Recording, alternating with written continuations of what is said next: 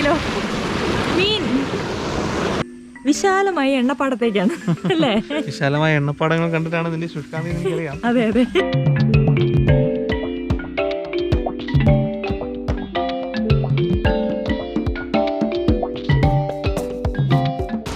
ചേട്ടാ അമ്മ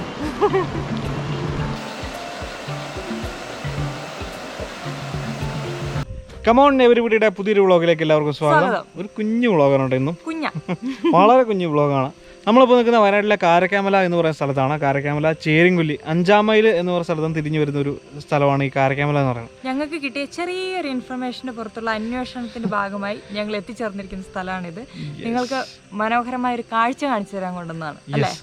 നിങ്ങൾ ഇപ്പോൾ കാണുന്ന ഞങ്ങളുടെ പുറകില് വിശാലമായി പരന്നു നടക്കുന്ന റബ്ബർ തോട്ടമാണ്. ഞങ്ങൾ ഒന്ന് തിരിഞ്ഞാൽ അതാ നമ്മൾ മറ്റു രാജ്യങ്ങളിൽ പോയ പോലെ ഒരു ഫീലിൽ എത്തും. ഇത് മുഴുവൻ പാം ഓയിൽ ട്രീസ് ആണ്, എണ്ണപ്പനകളാണ്. എണ്ണപ്പനകൾ, അതായത് കേരളത്തിൽ എണ്ണപ്പനകളുള്ള സ്ഥലങ്ങളുണ്ട്, പക്ഷെ ഇത്രത്തോളം വിസ്തൃതിയിലുണ്ടോ എന്നുള്ളത് വളരെ സംശയമാണ്. അപ്പൊ വയനാട്ടിലെ ഈ ചേരിയൻകൊല്ലിയിലെ നമ്മുടെ തോമസ് പൈനാടൻ എന്ന് പറഞ്ഞ ചേട്ടന്റെ ഉടമസ്ഥതയിലുള്ള 3.5 ഏക്കർ സ്ഥലമാണ് ഈ കാണുന്ന എണ്ണപ്പനകളെ കൊണ്ട് സമ്പുഷ്ടമായിരിക്കുന്നത്. ഇത് എല്ലാ മാസവും വിളവെടുക്കുന്ന ഒരു തോട്ടമാണ്. ഇപ്പോൾ ഈ കൊറോണ ആയത് കാരണം ഇപ്പോൾ വിളവെടുക്കാൻ ആൾ വന്നില്ലെന്ന് പറഞ്ഞു. കാരണം ഇത് പാലക്കാടുള്ള ഒരു ടീമാണ് ഇവിടെ വന്നിട്ട് ഇതിൻ്റെ വിളവെടുത്തുകൊണ്ട് പോകുന്നതും സംസ്കരിച്ച എണ്ണ ഉൽപ്പാദിപ്പിക്കുന്നതും പാം ഓയിൽ ഉണ്ടാക്കുന്നതും. ഏകദേശം 2-3 ടണ്ണോളം വിളവ് ലഭിക്കുന്ന ഒരു തോട്ടമാണെന്നാണ് പറഞ്ഞത്. ഇപ്പോൾ ഏകദേശം കിലോ റേറ്റ് വെച്ച് നോക്കുകയാണെങ്കിൽ 6 രൂപയോളം വില ഇതിനുണ്ട്. തോമസ് ചേട്ടൻ എന്തായാലും നമ്മുടെ കൂടെ വന്നിട്ടില്ല. പകരം തോമസ് ചേട്ടൻ്റെ മോൻ റിജോ, അവൻ എൻ്റെ ക്ലാസ്മേറ്റ് കൂടെയാണ്. അവനെ കൂടെ ഇങ്ങനെ നമ്മുടെ കൂടെ വന്ന് ജോയിൻ ചെയ്യുന്നുണ്ട്. അപ്പം അവനെ കൂടെ കൂട്ടിയിട്ട് നമുക്ക് വിശദമായിട്ട് ഇതിനെപ്പറ്റി ഇങ്ങനെ കണ്ടും പറഞ്ഞൊക്കെ പോകാം. ബാ, എന്നാ രസം അറിയോ ഇതിൻ്റെ പ്രത്യേകത എന്താ വെച്ചിട്ടുണ്ടെങ്കിൽ, വയനാട്ടിൽ ഞാൻ തോമസ് ചേട്ടനോട് ചോദിച്ചപ്പോൾ വയനാട്ടിൽ ഇത്ര വിപുലമായിട്ടുള്ള, ഇത്ര വിശാലമായിട്ടുള്ള ഒരു തോട്ടം വേറെ ഇല്ല, ഇത്ര വൃത്തിയായിട്ട് കൊണ്ടുപോയ ഒരു തോട്ടം വേറെ ഇല്ല എന്നാണ്, അറിവിലില്ല എന്നാണ് പറഞ്ഞത്. എന്തായാലും ഇത് ഞങ്ങളും ആദ്യമായിട്ട് കാണുന്ന ഒരു കാഴ്ചയാണ് അല്ലേ? ഇത്രയും വിപുലമായിട്ട് നിൽക്കുന്ന ഒരു സംഭവം ഒരു ഗൾഫ് രാജ്യങ്ങളിൽ മാത്രം കണ്ടിട്ടുള്ള ഒരു സംഭവമാണ്. പ്രത്യേകിച്ച് സിംഗപ്പൂർ പോലുള്ള, മലേഷ്യ, സിംഗപ്പൂരുമാണ് ഈ എണ്ണപ്പനകളുടെയൊക്കെ ഈന്തപ്പനകളാണ് ഗൾഫ് രാജ്യങ്ങളിൽ. അതിന്റെ വർഗത്തിൽപ്പെട്ടാണ് ഇതൊക്കെ.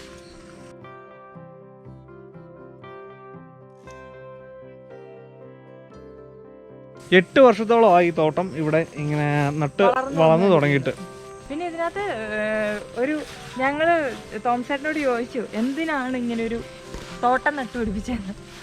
ചുമ്മാ നല്ല രസമല്ലേ കാണാൻ, ചുമ്മാ സീനറിക്ക് വേണ്ടിയിട്ടാണ്, ചുമ്മാ നല്ലൊരു സീനിയറിക്ക് വേണ്ടി നട്ടുപിടിപ്പിച്ചതാണ്. നല്ല വിളവും നല്ല ലാഭം ഉണ്ടെങ്കിൽ ഇത് ആർക്കും പരീക്ഷിച്ച് നോക്കുന്ന ഒരു സംഭവമാണ്. അത്യാവശ്യം നല്ല സ്ഥലങ്ങളൊക്കെ ഉണ്ടെങ്കിൽ ഇത് കണ്ടപ്പോ നമുക്ക് കാണുമ്പോ നിങ്ങൾക്ക് ആർക്ക് വേണമെങ്കിലും ചെയ്യണം എന്ന് ഉദ്ദേശം ഉണ്ടെങ്കിൽ നമ്മുടെ നാട്ടിലും ഇതൊക്കെ ഉണ്ടാവും എന്നുള്ളതിനൊരു ഇൻസ്പിറേഷൻ. ചക്ക വേരിലും കഴിക്കുന്നേ, അത്രേ ഉള്ളൂ. പിന്നെ ഇതിന് മാത്രമായിട്ട് ഒരു വലിയ തോട്ടം വേണം. ഇപ്പൊ നമ്മൾ സ്ഥല പരിമിതികളൊക്കെ ഉള്ളവർക്ക് നമ്മൾ സാധാരണ കൃഷി ചെയ്യുന്ന എന്താ, കപ്പ, ചേന, വാഴ പോലുള്ള ഇടവിള കൃഷികളൊക്കെ ആയിരിക്കും നമ്മൾ ചെയ്യുക. അപ്പം ഇതിന് പ്രത്യേകമായിട്ട് സ്ഥലം വേണം, വലിയൊരു ഏരിയ വേണം. വലിയ രീതിയിൽ ചെയ്യണമെങ്കിൽ, കച്ചവട ഉദ്ദേശത്തോടെ ചെയ്യണമെങ്കിൽ ഇത്രയും നല്ലൊരു സ്ഥലമെങ്കിലും വേണം. കാരണം അത്ര ഒരു വിളവ് വേണ്ടേ, അതാണ് ഇതിൻ്റെ കാര്യം. ഇത് ചെറിയ മരവും നല്ല കേട്ടോ, ഇത് വലിയ മരങ്ങളുണ്ട് ഇവിടെ. ഒരുത്തൻ ചെരിഞ്ഞു കിടക്കുന്നു. സൂര്യപ്രകാശം, അതായത് ഒരു ദിവസം 5 മണിക്കൂറെങ്കിലും സൂര്യപ്രകാശം കിട്ടുന്ന സ്ഥലത്തെ ഈ പാം ഓയിൽ ട്രീകൾ വളരുള്ളൂ, നല്ല വിളവ് ലഭിക്കാൻ പാകത്തിന് വളരുള്ളൂ എന്നാണ് ഉള്ളത്. പിന്നെ അത്യാവശ്യം മഴയെ കിട്ടുന്ന നല്ല സ്ഥലങ്ങൾ വേണം ഇത് നട്ടു വളർത്താനായിട്ട്. ഈ തോട്ടത്തിന് ചുറ്റെന്ന് പറഞ്ഞാൽ ഏകദേശം 2 ഭാഗവും പുഴയാണ് കേട്ടോ. പുഴയാൽ ചുറ്റപ്പെട്ട സ്ഥലമാണ്. അതിന്റെ അതിന്റെ ഒരു ബെനിഫിറ്റ് കൂടെ കാണും. മഴക്കാലത്ത് സ്വാഭാവികമായിട്ട് വെള്ളം കയറുന്ന ഒരു സ്ഥലം കൂടി ആയിരിക്കണം. വെള്ളക്കെട്ട് നിയന്ത്രിക്കാൻ ഈ ചെടികൾക്ക് പ്രത്യേക ശക്തിയുണ്ട് അത്രേ.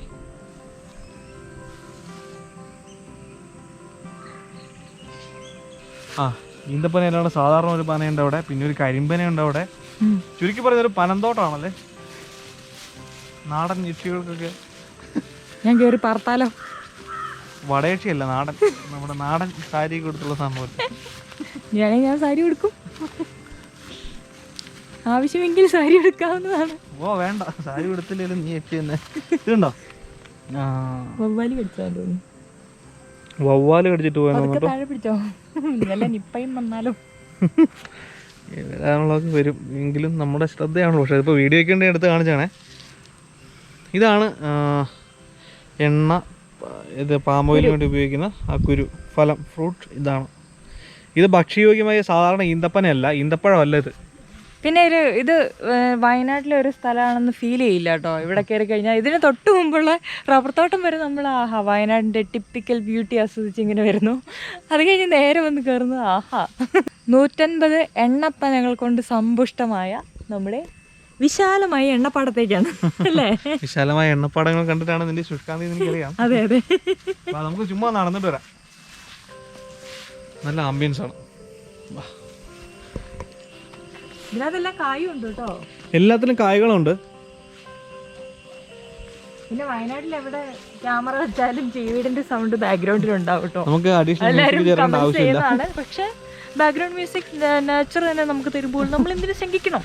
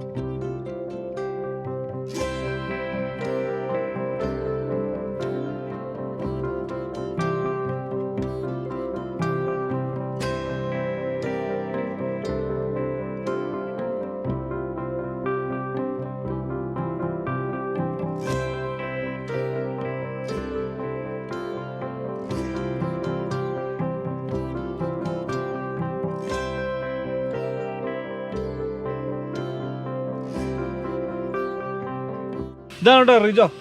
ക്യാമറയുടെ മുമ്പൊക്കെ ഭയങ്കര നാണാത്രേ. റിജോന്റെ പാപ്പന്റെ തോട്ടമാണത് അല്ലേ? ഇവിടെ ഒരു പുഴയുണ്ട്, 2 പുഴകൾ വന്ന് സംഗമിക്കുന്ന ഒരു സ്ഥലം, കൂടൽക്കളം എന്ന് പറയാം അല്ലേ? ഇവിടെയാണ് നമ്മൾ കബനി പുഴയുടെ ഭാഗങ്ങളാണ്. ഇത് നേരത്തെ പറഞ്ഞ പോലെ ഇതിന്റെ ചുറ്റും പുഴയാണല്ലോടാ തോട്ടത്തിന്റെ. ആ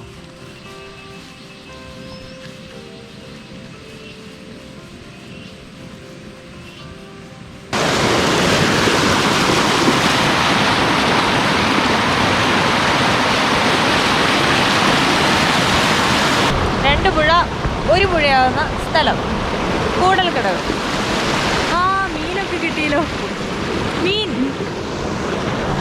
നമ്മുടെ കൂടെ വന്ന ചേട്ടൻ്റെ ഒരു മീൻ കിട്ടിയിട്ടുണ്ട്. എവിടെയോ ആരോ പിടിച്ചു വെച്ചതാന്ന് തോന്നുന്നു. നമുക്ക് എന്തായാലും പോയി നോക്കാം. അയ്യോ ചേട്ടാ അമ്മ,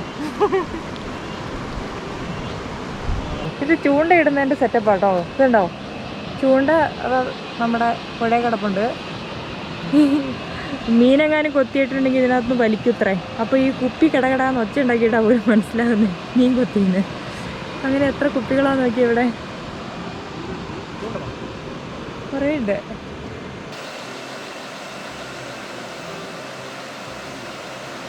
അപ്പോൾ നമ്മൾ ഇവരെ അധികം ശല്യപ്പെടുത്താൻ നമുക്ക് പോവാം. ഒരു മീൻ പിടിക്കട്ടെ അല്ലേ? അതെ. മൂപ്പര് നമ്മളെ റിലേറ്റീവും കൂടെയാണ് കേട്ടോ. അമല് ബന്ധം പറഞ്ഞപ്പോഴാണ് അറിയുന്നത്. ഈ ലോകം ഭയങ്കര ചെറുതാന്ന് തോന്നുന്നു. ഭൂമി ചെറിയ ഉരുണ്ടാന്ന് പറഞ്ഞാൽ കറക്റ്റാ. പോയേക്കാം നമുക്ക്. ആയിക്കോട്ടെ ആയിക്കോട്ടെ, ശരി ശരി. അപ്പൊ ഇവിടെ ഒരു സർപ്പക്കാവും കൂടി ഉണ്ട് ഒത്തനടുക്ക്. കൊള്ളാം അല്ലേ?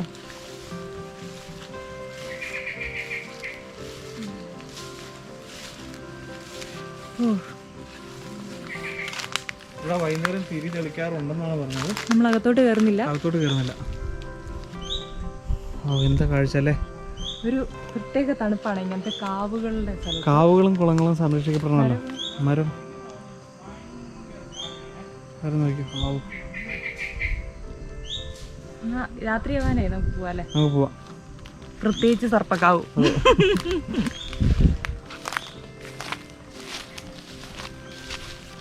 അപ്പോൾ നമ്മുടെ ഇന്നത്തെ ഈ നയന മനോഹരമായ കാഴ്ചകളെ കണ്ട് തിരിച്ചു പോവാണ്. എണ്ണപ്പനകളോട് ഗുഡ് ബൈ.